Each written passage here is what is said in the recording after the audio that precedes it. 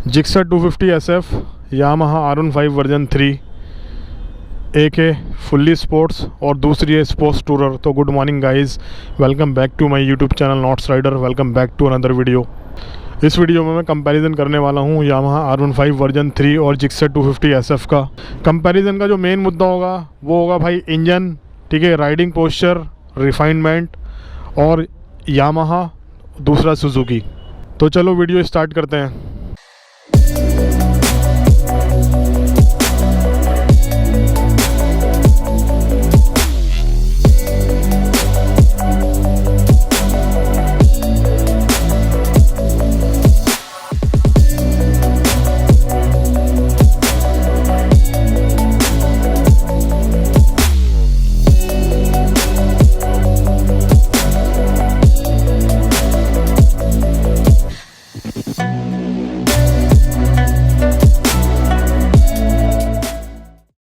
सबसे पहले बात करता हूँ मैं जिक्सर की। जिक्सर जो है भाई वो 250 सीसी कैटेगरी की बाइक है और जो R15 वर्जन 3 है वो 150 सीसी कैटेगरी की बाइक है। इसकी power output 19 point something bhp के आसपास है और इसकी लगभग 27 bhp के आसपास है। तो भाई पावर का दोनों में काफ़ी डिफरेंस है। डिफरेंस होगा भी क्योंकि भाई वो 150 है, ये 250 है। सुजुकी जिक्सर 250, यामाहा R15, दोनों बाइकें अपनी अपनी जगह परफेक्ट हैं और दोनों बाइकें अपनी अपनी जगह फेमस है। जितनी R15 फेमस है उतनी जिक्सर नहीं है, लेकिन जिक्सर भी एक बहुत बढ़िया बाइक। तो दोनों बाइक्स के अंदर ही डुअल चैनल ABS है और ABS भी भाई सेम कंपनी का है, मतलब बाई ब्रेक का है। R15 के अंदर भी बाई ब्रेक के ब्रेक्स आते हैं और जिक्सर 250 SF यानी कि सुजुकी भी बाई ब्रेक ही ब्रेक यूज़ कर रहे हैं अपने प्रोडक्ट्स के अंदर। सीट हाइट की बात करूँ तो 815 mm की सीट R15 की है और 800 mm के आसपास जिक्सर 250 SF की है। पेट्रोल टैंक की बात करूं तो 12 लीटर के आसपास इसका फ्यूल टैंक है और 11 लीटर के आसपास R15 का है। दोनों ही कंपनी के अंदर बहुत ज़्यादा सिमिलैरिटी है, मतलब कि अगर कंपोनेंट्स और स्पेयर पार्ट्स की बात करूं तो दोनों कंपनियों में ऑलमोस्ट सेम कंपनी के ही पार्ट्स लगे हुए हैं। एग्जांपल के तौर पे दिखाता हूं, ये किल स्विच देखो, देख रहे हो। अब मैं आपको R15 का किल स्विच दिखाता हूँ, ये देखो, डिक्टो सेम है, कोई फ़र्क नहीं है। बॉडी का जो प्लास्टिक होता है, अगर इसकी क्वालिटी की बात की जाए तो भाई बॉडी की जो क्वालिटी है आलमोस्ट सेम है दोनों बाइकों की। फिट एंड फिनिश दोनों बाइक्स के अंदर सेम है, सेम डिक्टो, कोई फ़र्क नहीं है दोनों बाइक्स के अंदर। मतलब कुल मिला के ये है कि दोनों बाइक में बहुत सारी चीज़ें कॉमन लगी हुई हैं। मेरे ख्याल से सुजुकी और यामाहा एक ही वेंडर से माल लेते होंगे, मतलब जो कंपोनेंट्स है वो स्पेयर पार्ट्स हैं वो एक ही वेंडर से आता होगा इनके पास। और बाइकों के नाम अलग अलग चेंज कर दिए कि भाई ये सुजुकी है, ये R15 है। लेकिन मेन मुद्दा जो है कंपैरिजन का मेन मुद्दा ये है कि भाई देखो, R15 जो है वो फुल्ली स्पोर्ट्स बाइक है और जिक्सर 250 SF जो है वो स्पोर्ट्स टूरर बाइक है। स्पोर्ट्स टूरर और फुल्ली स्पोर्ट्स के अंदर राइडिंग पोस्चर का बहुत बड़ा डिफरेंस होता है। फुल्ली स्पोर्ट्स के अंदर जब आप बाइक को राइड करोगे और उसके ऊपर बैठोगे तो पूरा आपको लीन होना पड़ेगा, पूरा झुकना पड़ेगा। ये इस पर आप ज़्यादा लॉन्ग राइड नहीं कर पाओगे। वहीं दूसरी तरफ जिक्सर SF 250 है, सेम R3 की तरह है, इसमें बिल्कुल भी झुकना नहीं पड़ता। ये देखो, इसका राइडिंग पोस्चर परफेक्ट है और आराम से आप टूरिंग कर सकते हो। मतलब अगर आप लॉन्ग राइड भी करना चाहो इस बाइक पे तो बड़े इजीली कर सकते हो। R15 पे आप लॉन्ग राइड नहीं कर पाओगे, मतलब ज़्यादा लंबी लॉन्ग राइड नहीं कर पाओगे। तो गाइस दोनों बाइक्स के टायरों की बात करें तो इसका जो फ्रंट टायर साइज़ आता है वो आता है 100/80/17 और इसका जो फ्रंट टायर है जिक्सर 250 SF का वो आता है 110, मतलब उसका 100 है, इसका 110 है। और रियर टायर की बात करें तो इसका 150 है और R15 का 140 है। मतलब टायर के मामले में भी जिक्सर 250 काफ़ी आगे है R15 से, काफ़ी वाइड टायर है। अब जितना टायर वाइड होगा उतना कॉन्फिडेंस लेवल अच्छा मिलेगा। ये बात अलग है कि दोनों में MRF के टायर्स आते हैं। अब सुना देता हूँ दोनों बाइकों की एग्जॉस्ट साउंड। ये लो, गियर लगाया, ये वो स्टार्ट,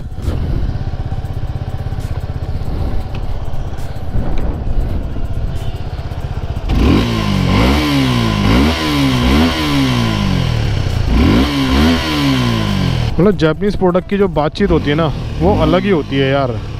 रिफाइनमेंट भाई कूट कूट के भरी होती है, कूट कूट के। ये देख रहे हो, हालांकि नंबर प्लेट हल्की सी वाइब्रेट कर रही है, मगर इतना तो चलता है। चलो अब R15 की सुना देते हैं आपको।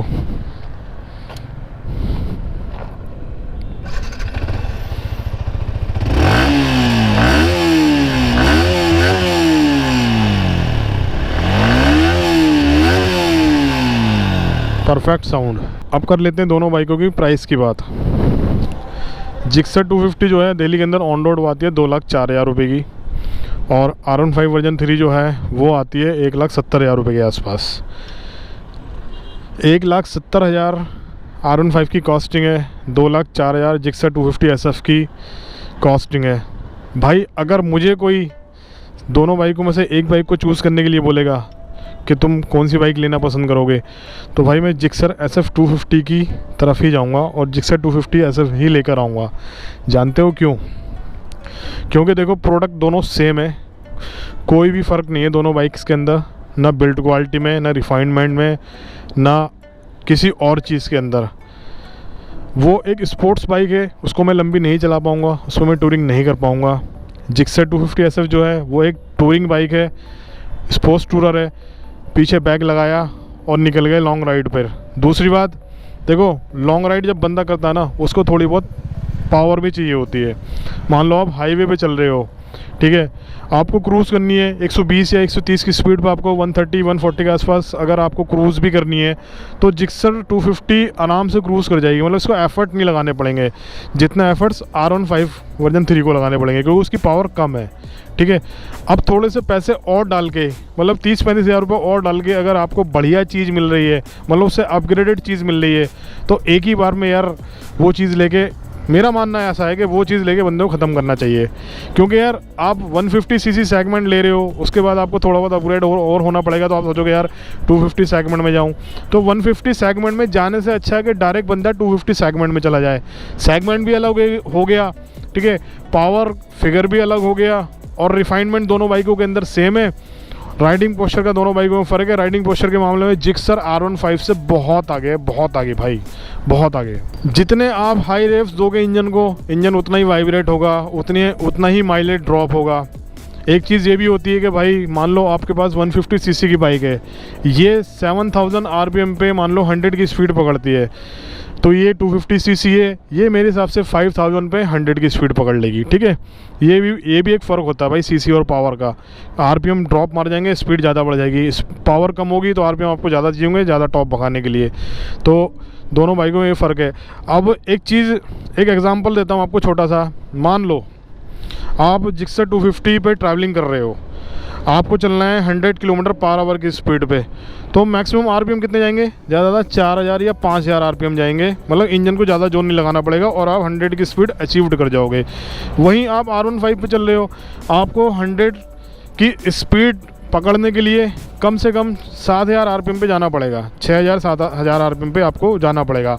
अब रेव ज़्यादा हो गए तो भाई इंजन फ्यूल भी उस हिसाब से लेगा, क्योंकि रेव ज़्यादा निकल रहे हैं तो ज़्यादा फ्यूल इंजेक्ट होगा उसके अंदर, माइलेज ड्रॉप होगी हाई स्पीड पे। वही सेम बात उससे हायर सीसी में आ जाती है, वो कम आरपीएम पे ज़्यादा स्पीड देगी आपको, और सीसी के हिसाब से वो अपना जो फ्यूल है वो कंजप्शन करेगी। तो मेरा मानना ये है कि कुल मिला के बातचीत वहीं आ जाती है। तो भाई लो सीसी वाली जो बाइक होती है वो हाई आरपीएम पे कम स्पीड पकड़ती है, और हाई सीसी वाली जो बाइक होती है, हाई पावर वाली जो बाइक होती है, वो कम आरपीएम पे ज़्यादा स्पीड पकड़ती है। दूसरा, अगर आपने ठानी लिया है कि R15 ही लेनी है, मतलब कि आप मान लो कॉलेज बॉय हो या छोटी मोटी राइड मारने का शौक़ है आपको, या सिटी में घूमने का शौक़ है, तो आप R15 पे जा सकते हो। लेकिन यार झुक के चलाना बाइक को हर बंदे की बस की बात नहीं है। मेरे ग्रुप के अंदर पता नहीं कितने राइडर्स ऐसे हैं जो लॉन्ग राइड सिर्फ इस वजह से नहीं कर पाते हैं कि यार उनको ना झुकना पड़ेगा, झुक के राइड करनी पड़ेगी। तो उस मामले में स्पोर्ट्स टूरर बेस्ट है। मेरी तरफ से जिक्सर 250 SF बिल्कुल पास बाइक है भाई, बिल्कुल परफेक्ट बाइक है। R15 को मैं गलत नहीं कह रहा, R15 भी अपनी जगह ठीक है, लेकिन छोटी मोटी राइड के लिए, लॉन्ग राइड के लिए बाइक नहीं बनी। उससे बेटर है कि आप MT-15 पे चले जाओ, मतलब MT-15 पे चले जाओ। अगर आपको लॉन्ग राइड करने का शौक़ है तो R15 उस चीज़ के लिए नहीं बनी। R15 बनी खाली ट्रैक के लिए या छोटी मोटी राइड के लिए। तो एक छोटा सा रिव्यूज़ था जो मैंने अपने एक्सपीरियंस के आधार पर आप लोगों को दिया है।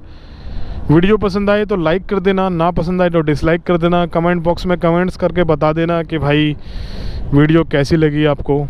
ठीक है, वीडियो को यहीं एंड करते हैं, मिलते हैं नेक्स्ट वीडियो में। तब तक के लिए बाय बाय, टेक केयर, खुदा हाफिज़।